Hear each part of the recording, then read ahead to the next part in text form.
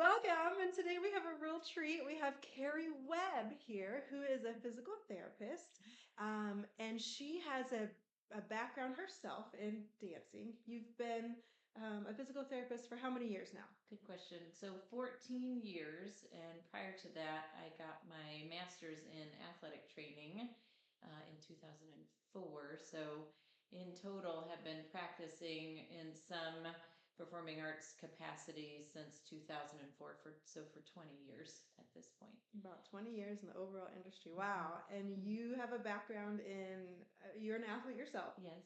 Okay, tell me about that. Well, I was a collegiate level dancer. I was a ballet major at IU back in the late 90s. And I had, just through my whole ballet career, I had sustained many injuries and was very frustrated at the lack of knowledge of the medical professions as to how to treat dance specific injuries and performing arts specific injuries. And so when I got injured in college, I was like, okay, that's it. I am going to devote my life to trying to help people like me that are frustrated with the medical community and not having knowledge in the performing arts. And luckily at IU, they have a sports medicine program, an athletic training program, and they have an athletic trainer that works specifically with the ballet dancers. And so I kind of dove into that. But I got exposed to all athletes, worked with football players, wrestlers, tennis players, cross country, soccer. So I really got excited about just every style of athlete. But my passion is still with performing artists, and my heart is still with performing artists. Whenever I get a little dancer or a gymnast or a diver or even a musician, there's a little piece of me that's like, oh, we're going to fix this for you. So that's my background. So for our community here, how big is the performing arts? Well, that's a great question. It's growing in Indianapolis, and I think there's been a really big surge in more of the competitive style dance and performing arts in the last 10 years. We do have some professional dance companies. Dance Kaleidoscope is probably the longest standing professional dance company. It's a modern dance company here in Indianapolis. We do have Indianapolis Ballet, which is also downtown. That's more of our classical strictly ballet company. And I can't speak to how many years they've been here now, but it's been nearly 10 years, I would say. Those are the two main large dance companies. Now we do have some other smaller companies, Gregory Hancock Dance Theater. And then there are several other studios with very strong programs that put on performances. So I would say it is ever growing. It's not exactly comparable to New York City or Chicago, but we do have a strong community here. Yeah. And then with that, we have cheer is becoming a growing popular sport. And we have gymnasts. Yes. Ice skating. Yes. Huge Yes. thing. Figure skating. Yes. So we do have I would say there is a growing community of all of these different performing style athletes. And as far as you were talking about the competitive side of the performing arts, what are you seeing in terms of trends for their training?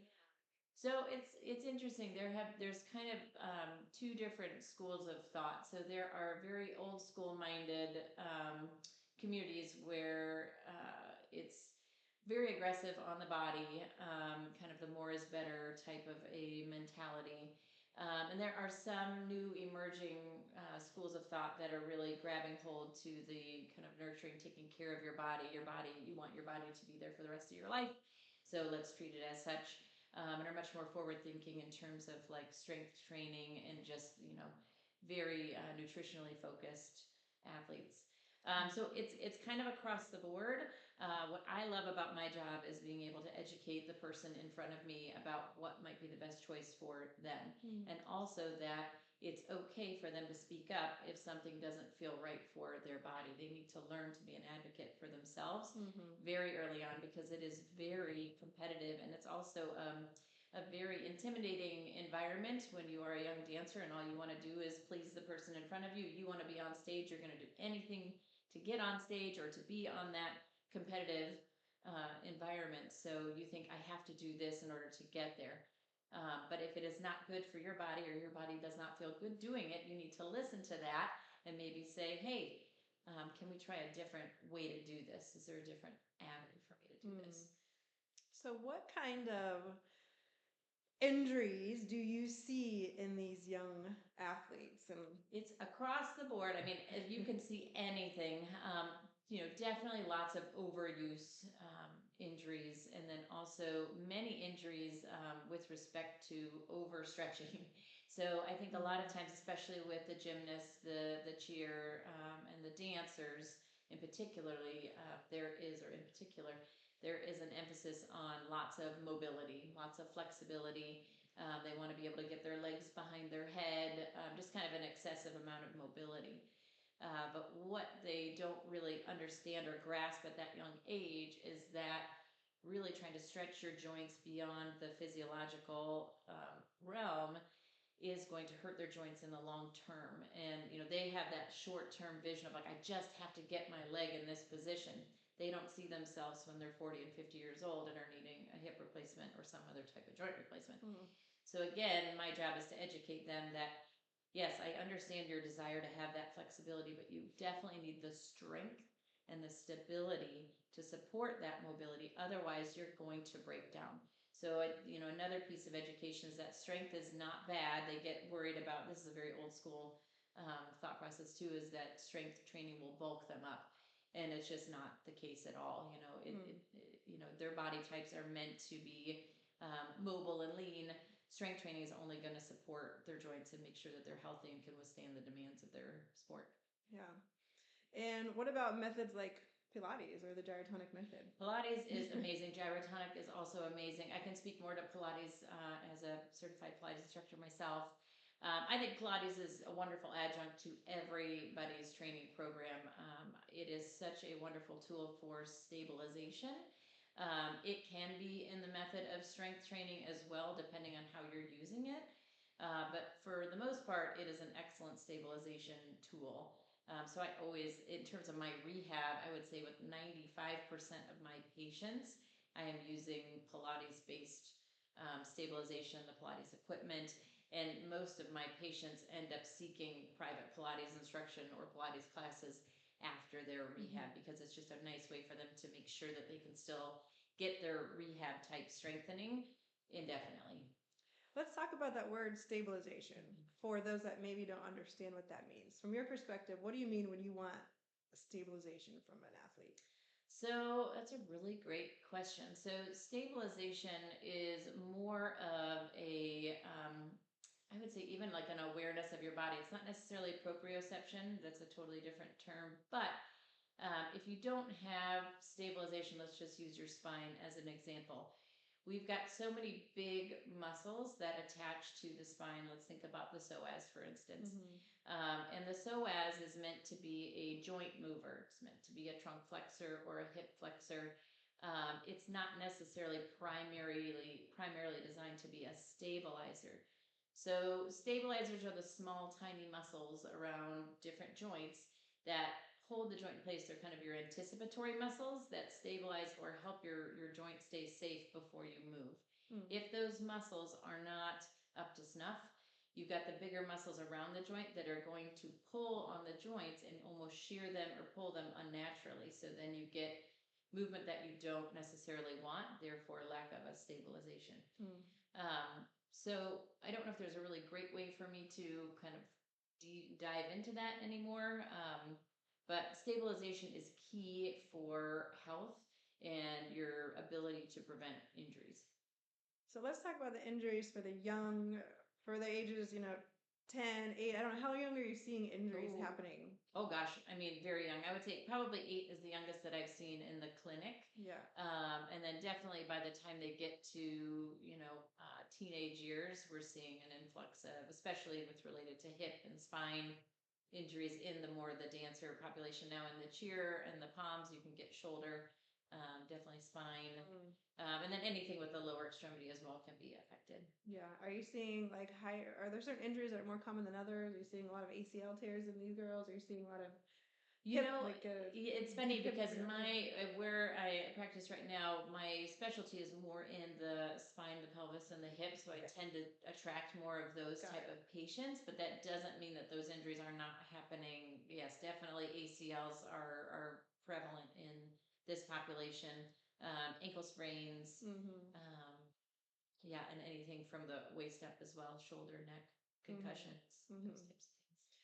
Sometimes there's just mentality of, let me just tape my joints. Yes. And it will get better. Yes. So what do you think of this? Yeah.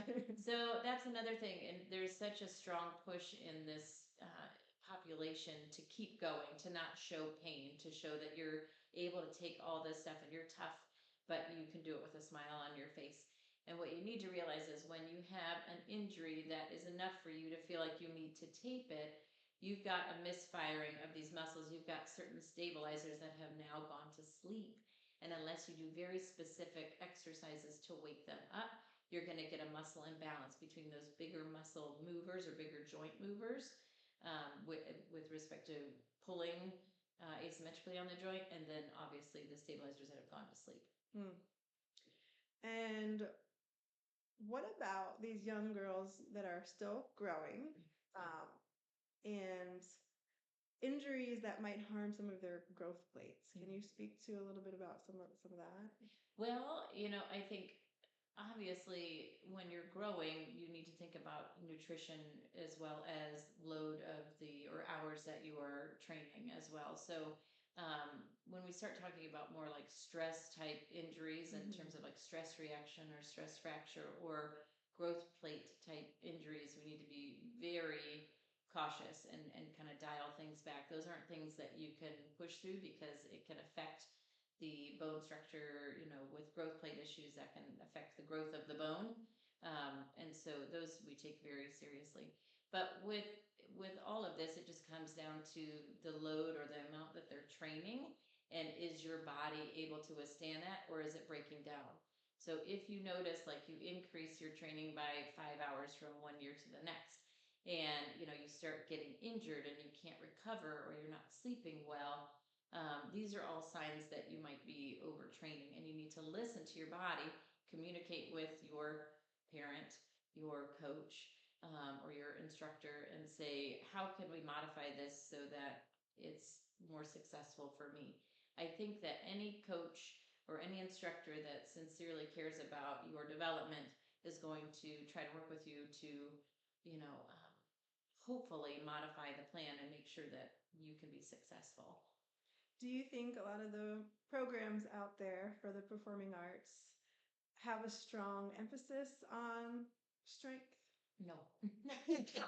Not at all. I think there is a little bit, it's getting better. I think there have been some articles that have come out in the dance community that have shown some very high level professional dancers lifting weights, which was exciting.